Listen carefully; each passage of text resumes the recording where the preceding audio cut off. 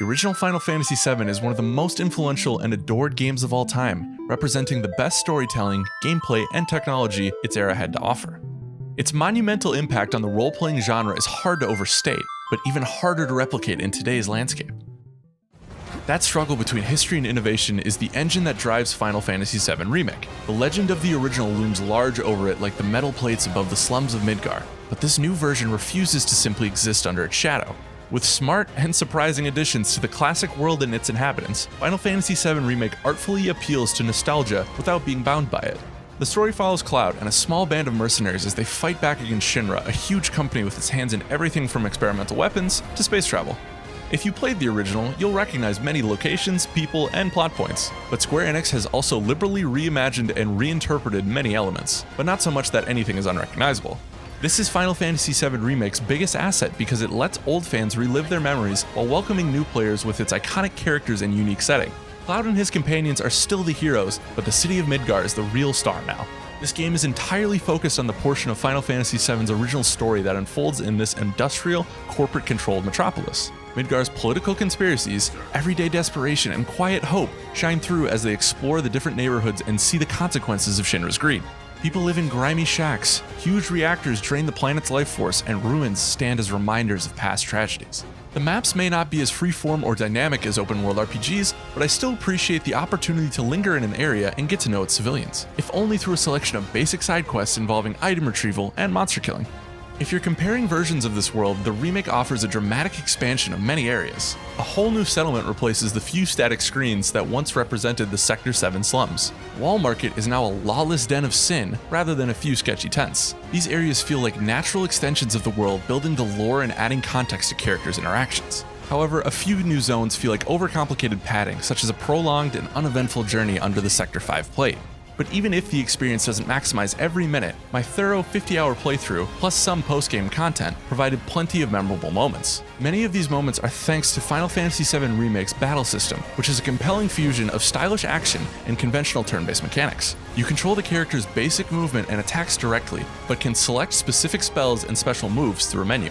This gives fights a kinetic cinematic flair without sacrificing the need to carefully assess the evolving situation. Every party member controls differently, and you can swap among them on the fly.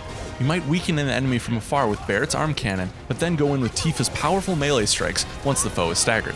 This approach is an immensely entertaining way to let each character shine, and fantastic animation and creature design makes the encounters look spectacular. They don't require pinpoint precision, but they also don't reward button mashing, so a majority of the battles find a perfect balance between strategy and style. Unfortunately though, the battles that don't hit the sweet spot are aggravating since they feel unfair rather than challenging. One downside to the action-heavy combat is that a lot is happening at any given moment, so important information can get lost in the shuffle, like what spells enemies are casting or when off-screen foes are about to attack. Thankfully, the cheap hits rarely mean the difference between victory and defeat because combat is generally forgiving, but a handful of important boss fights demand more than the system can handle. These encounters can devolve into a tedious mess of second-by-second micromanagement, since the bosses have too much health and your control over your allies' behavior is extremely limited when you aren't controlling them directly. Even your small selection of powerful and beautiful summoned beasts, which are cool but unpredictable in their implementation here, can't do much to turn the tide in situations like this. I don't mind failure when my strategy is flawed. I gladly restarted battles when I needed to optimize my setup to exploit weaknesses. But in these rare fights, Final Fantasy VII Remake loses sight of what makes its combat fun.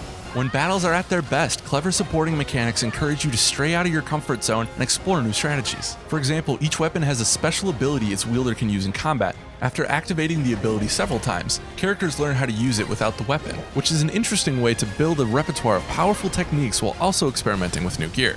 The materia system is as cool as ever, providing lots of flexibility to try out different playstyles and obtain powerful spells.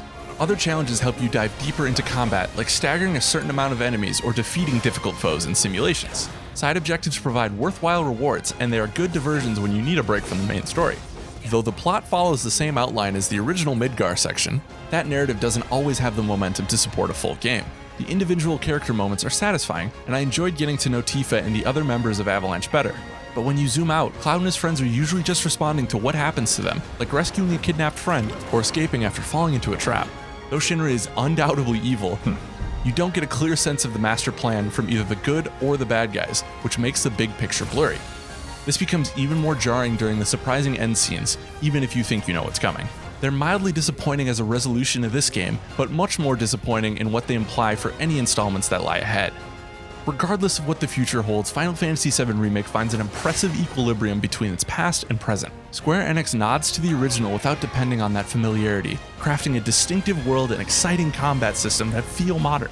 This new approach may have its rough edges, but that doesn't stop Final Fantasy VII Remake from carving out its own legacy. If you like this video review, follow us on YouTube and head to GameInformer.com for more great content.